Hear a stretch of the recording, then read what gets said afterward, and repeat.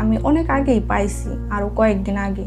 তো আমি কখনো কিছু বলি না, আমি বলি যে চুপ থাকি, দেখি। তো এরপর না আমি না এক প্রকার একেবারে ভেঙে গেছি। যে মানুষটার আমি এত ভালোবাসি, আমার তো কারোর সাথে পরকীয়াও ছিল না, কারোর সাথে ভালোবাসার সম্পর্কও ছিল না, বা কারোর সাথে পালিয়ে যাওয়ার আমার কোনো ইন্টেনশন নাই। আমি তো তাকেই ভালোবাসি, তার সংসারের জন্য এগুলা করছি।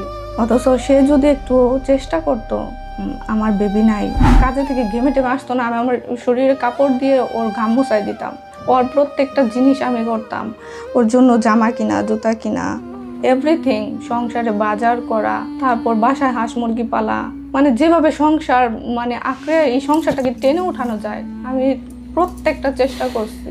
কিন্তু ডিভোর্সের কথা তো সেই বললো। এই হাজবেন্ডের সঙ্গে ডিভোর্স হয় কবে? এই হাজবেন্ডের সাথে ডিভোর্স আমার 2024 সালে আগস্টে। তারপরে আপনি আবার বিয়ে করলেন কবে? আমার বিয়ে হয়েছে এই যে 2026-এর জুন মাসে। এই সংসারের ঝামেলাটা কি? আমার বিয়ের 7 দিনের মাথায় উনি আমার গায়ে হাত দেয়। তার আগে ওইটা বলেন, ওই হাজবেন্ডকে কেন ছাড়ছিলেন? ওই যে আমাদের যে বাচ্চা হয় না, এই হাজবেন্ডের সঙ্গে ঝামেলা হলো কখন? পরিবারে বাচ্চা ছিল না। আমাদের পরিবারে কখনো বাচ্চা হয় না। 7 বছর হয়ে গেছে আমি সংসার করতেছি। যদি তুমি আমাকে স্পাম আয়না দিতে পারো, আমি যেভাবে হোক তোমাকে ব্যবস্থা করে দিতে পারবো। তো তখন আমি আমার হাজবেন্ডের সাথে কথা বলি। কথা বলার পর ও বলে কি যে ঠিক আছে, তুমি যদি ব্যবস্থা করতে পারো সমস্যা নাই। তো আমি বললাম স্পাম কোথায় পাবো? তো আমার খুব কাছের, আমার ফ্যামিলির একজন আমাকে 2বার করে স্পাম নিয়ে আসা দিছে। তো ওই স্পাম এতটাই লো কোয়ালিটি ছিল, মানে একেবারে পাতলা, ওটা দিয়ে হচ্ছে না।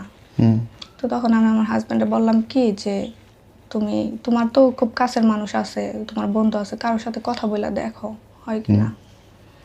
তো অনেক হেজিটেশন ফিল করলো, বললো কি না আমার পক্ষে সম্ভব না, তুমি দেখো তোমার পরিচিত কেউ আছে কিনা।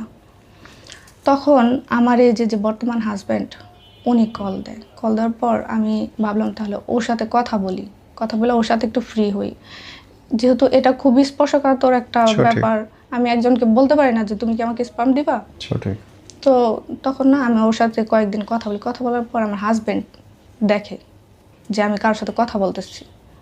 তো এটা দেখে ও সন্দেহ করার পর একটা পর্যায়ে 1 দিন 2 দিন 3 দিনের দিন ও আমারে বলে কি যে এই ছেলে কি তোমাকে বিয়ে করবে?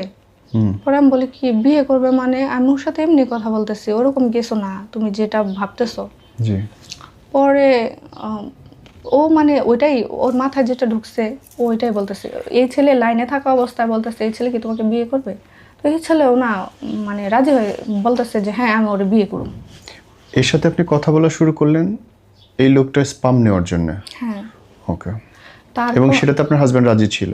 হ্যাঁ, ওকে, রাজি ছিল। পরে বলে কি যে তোমাকে